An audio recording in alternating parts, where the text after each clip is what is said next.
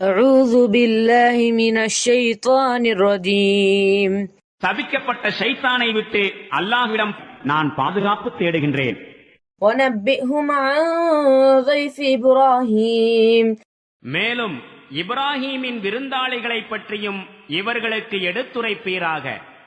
إذ دخلوا عليه فقالوا سلاما قال إنا منكم وجلون அவ்விருந்தாளிகள் உம்மீது சாந்தி நிலவுவதாக என்று கூறி அவரிடம் வந்தபோது உங்களை குறித்து எங்களுக்கு பயமாக இருக்கிறது என்று அவர் கூறினார்.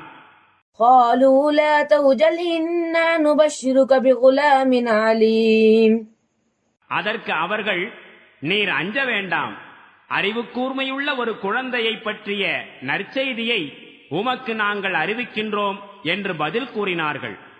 قال بشرتموني على أن مسني الكبر فبم تبشرون அதற்கு இப்ராஹீம், இந்த தள்ளாத வயதிலா எனக்கு குழந்தை பேறு பற்றி நற்செய்தி அறிவிக்கின்றீர்கள்?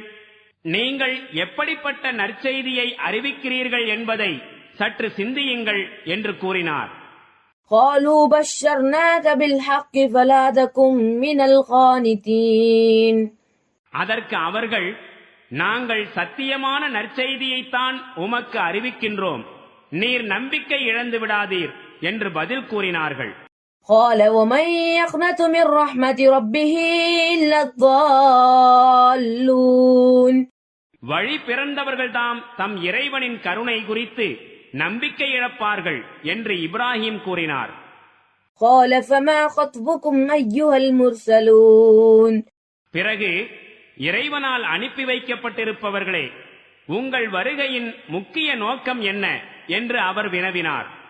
قالوا إنا أرسلنا إلى قوم مجرمين அதற்கு அவர்கள் கூறினார்கள், குற்றம் புரிந்த சமுதாயத்தினரிடம் நாங்கள் அனுப்பப்பட்டுள்ளோம்.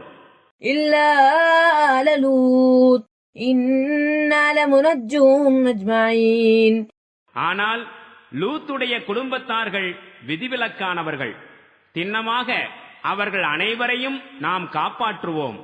إلا امرأته قدرنا إنها لمن الغابرين ஆனால் அவருடைய மனைவியை தவிர அவளை குறித்து இறைவன் கூறுகின்றான், வேதனையை அனுபவிக்க தங்கியிருப்பவர்களுள் அவளும் ஒருத்தியாவாள் என்று நாம் விதித்து விட்டோம்.